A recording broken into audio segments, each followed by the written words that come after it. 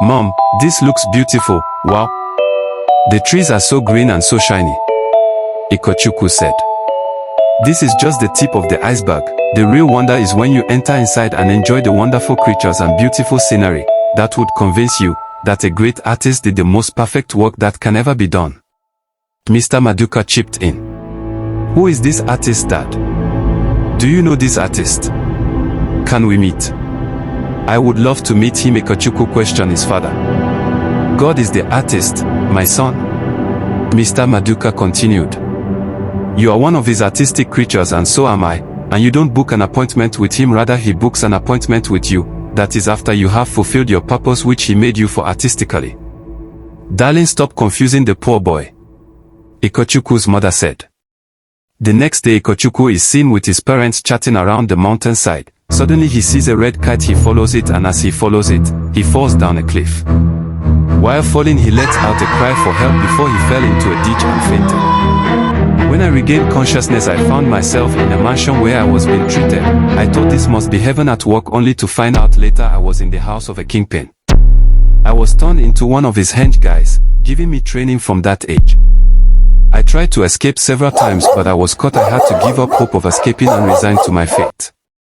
I was trained to fight, the art of business and several languages. At age 19 I was already the kingpin's #1 henchman, but I was treated no better than a dog. So I decided to overthrow him and build my empire. I started growing in influence and I made sure to be someone fearful that when people heard my name they would shiver in fear. It took me 10 years to actualize my plan of overthrowing the kingpin, but to find out now that every pain I passed through was someone's doing. Ikochukwu grins. I think I need to show you all something, the lawyer said to everyone in the room, and he stepped out and everyone followed suit. They drove to a hospital. Immediately they entered the hospital ward. Alex screamed in shock, "Sir George." Alex screamed and gave the lawyer a confusing and perplexing look. "Yes, it is your dad's chauffeur. After the accident happened I went to the scene and I noticed he was still breathing. I had to pay the officials to declare him dead cause he is the only witness for us to understand what happened, but he has been in a comatose state all these years. Guys, when we came in here was his eyes not closed?" Emma asked, looking at the hospital bed. Doctor, the lawyer called in excitement.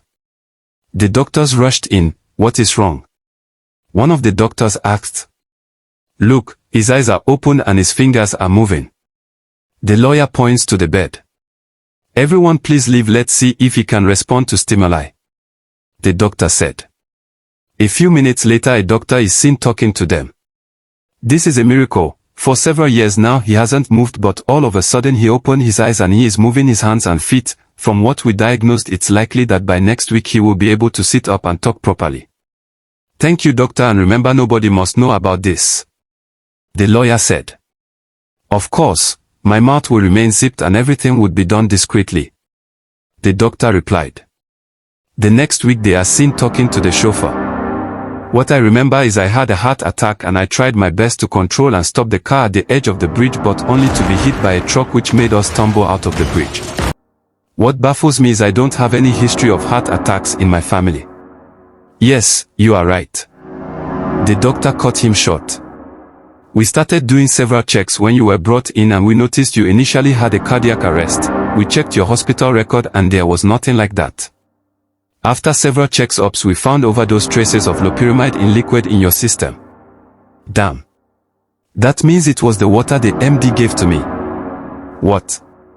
Are you sure it is Managing Director Ruben?"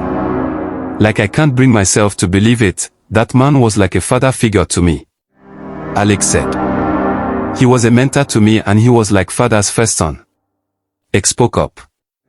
"After your father's death, I looked at who was to benefit more from it. It was either you, Alex, or Ruben, and you were never so much interested in all parts of the company and were satisfied. Then my gaze went to Ruben. Although he seemed very sweet, I still hired a private investigator to investigate him and I started noticing some anomaly.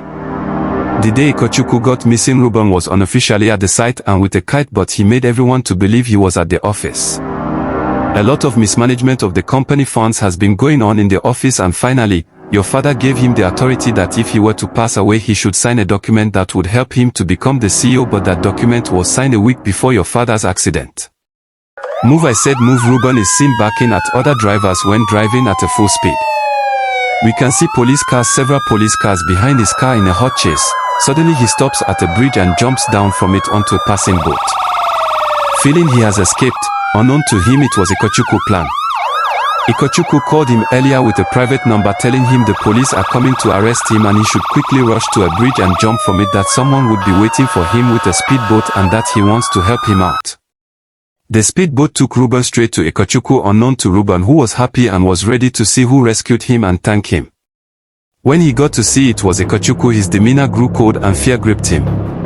I promised that whoever caused my family such pain would face something worse, and I don't make empty promises. Putting you in jail would be too merciful. Ikochukwu spoke.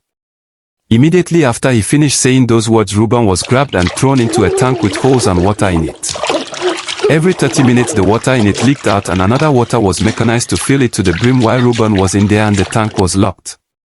Amy is seen walking down the aisle going to meet Noah, and everyone's expression is happiness and people can't hold back their joy.